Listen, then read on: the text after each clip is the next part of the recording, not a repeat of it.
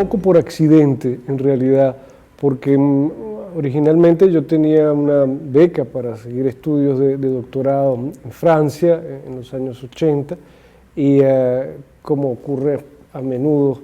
en América Latina, pues el colapso de las economías en los años 80 pues me obligó a terminar la tesis encontrando otros modos de financiamiento. Y uno de los modos de financiar mi estadía en Francia fue trabajando como lector para las ediciones Le Seuil. A través de mi amistad con Severo Sarduy y con François Val, pues conseguí un puesto como lector allí a fines de los años 80, y ya en los años 90, en el momento en que Severo Sarduy es nombrado editor en Gallimard, que cambia de editorial, él me lleva a Gallimard como su lector principal. Fueron años muy difíciles porque Sarduy estaba ya muy enfermo, de modo que una parte de las responsabilidades editoriales tuve que irlas asumiendo yo directamente en Gallimard. Sarduy fallece en el 93, durante un par de años más yo gestiono todavía algunos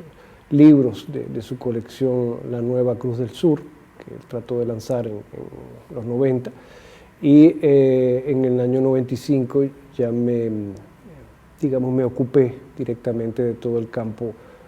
iberoamericano. El ambiente en Le Seuil era un ambiente todavía muy de los años 60, en particular del 68, ¿no? El ambiente de Seuil era todavía mucho el clima de la revolución estructuralista y del movimiento libertario de los 60. No había horarios muy fijos, las reuniones editoriales acababan a menudo en el café, había como una gran libertad para trabajar. Es una casa donde yo creo que hay una conciencia muy clara del valor canónico que pueden tener los catálogos y el valor que implica entrar dentro de las colecciones de Gallimard. Tengo una posición bastante crítica con respecto a la evolución de estos últimos años. Pienso que una casa como Gallimard sigue representando un bastión como de resistencia en muchos aspectos al impacto del neoliberalismo dentro de las industrias culturales. En ámbitos como el hispano, por ejemplo,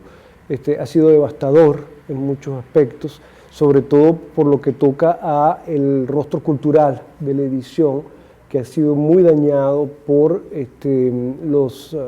vamos a decirlo así, por los criterios de rentabilidad que operan desde finales de los 80. Creo que el papel de Gallimard ha sido decisivo en lo que corresponde a la defensa del precio fijo del libro, en lo que respecta a la negociación y a veces el enfrentamiento con Amazon en Francia,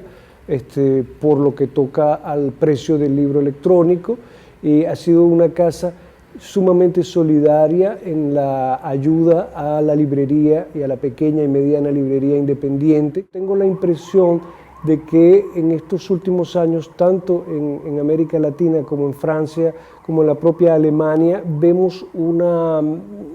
aparición de toda una serie de casas medianas, pequeñas.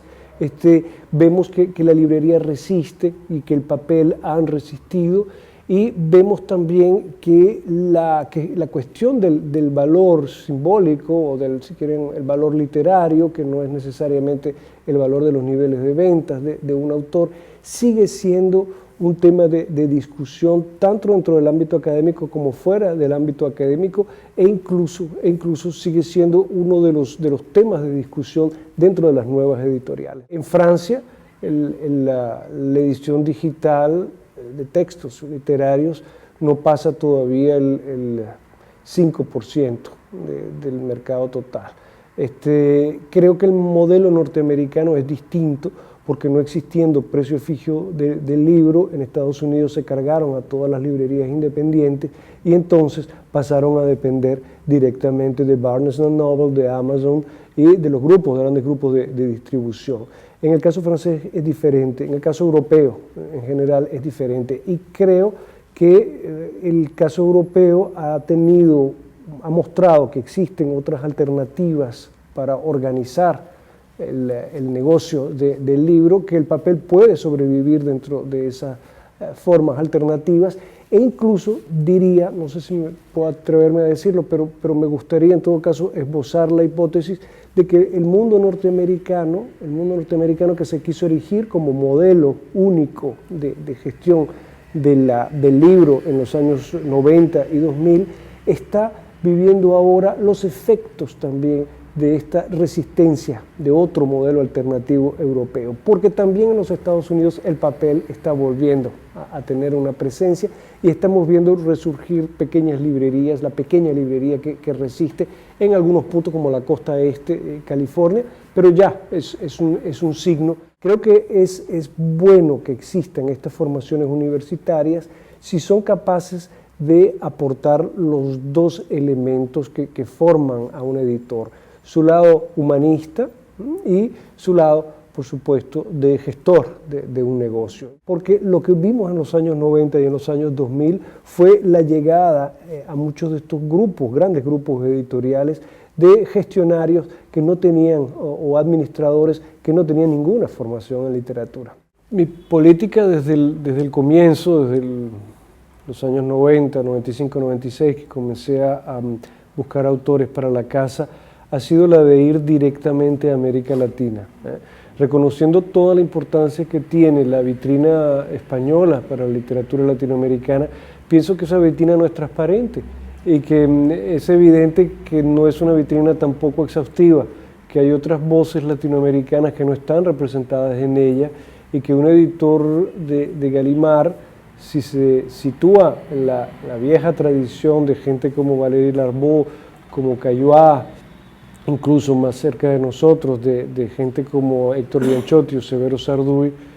debe tener una relación directa con el mundo latinoamericano. Yo colaboro enormemente y regularmente con mis colegas españoles, colaboro enormemente con ellos, pero al mismo tiempo tengo mis antenas en América Latina. Viajo a México, viajo a Buenos Aires, viajo a Bogotá, y cuando no viajo, pues hoy en día tengo contacto a través de las redes sociales con críticos, escritores, periodistas que están en todos esos países. Tengo la suerte, y lo digo así porque veo la situación de muchos de mis colegas, tengo la suerte de poder decirte que sí puedo tomar autores todavía que no representan ninguna garantía en el plano económico, pero que sí representan una comprensión nueva de la manera de escribir en América Latina. Y más allá de esto, una vez que el libro es traducido al francés, de una manera distinta de escribir hoy, porque me interesa esa contemporaneidad de la literatura latinoamericana con las letras francesas y con otras letras a través de la traducción. La traducción es un ecualizador de tiempos maravilloso. Una de las 3 líneas políticas de mi trabajo como editor en Gallimard ha sido la de renovar el catálogo de la casa, trayendo a voces nuevas que prolonguen una cierta idea de lo que es la literatura latinoamericana, como renovación de lenguajes, como continua experimentación, como búsqueda de distintas maneras de entender América Latina y entender también el mundo en el cual vivimos. Yo he podido hacer autores como como Rodrigo Rey Rosa, como Blanco Calderón, como Yuri Herrera, como Samantha Schweblin. Es decir, he podido incluir estos autores y he podido también, además de renovar el catálogo, traer a otros clásicos latinoamericanos a la casa que no eran conocidos en Francia y ni siquiera en otros países europeos a fines del siglo pasado y comienzos de este, como es el caso de Piglia. Yo soy el editor de Piglia en francés, publicamos algunas de sus novelas. Trajimos también a Sergio Pitol, que es un autor un poco olvidado, y además de esta política pues, de renovación, yo he tratado de ampliar el fondo de clásicos de Gallimard y de utilizar el fondo de Gallimard para renovar ese fondo a través de la renovación de las traducciones. Las traducciones envejecen a una velocidad superior a la de los textos originales. Es decir, las traducciones de autores latinoamericanos de los años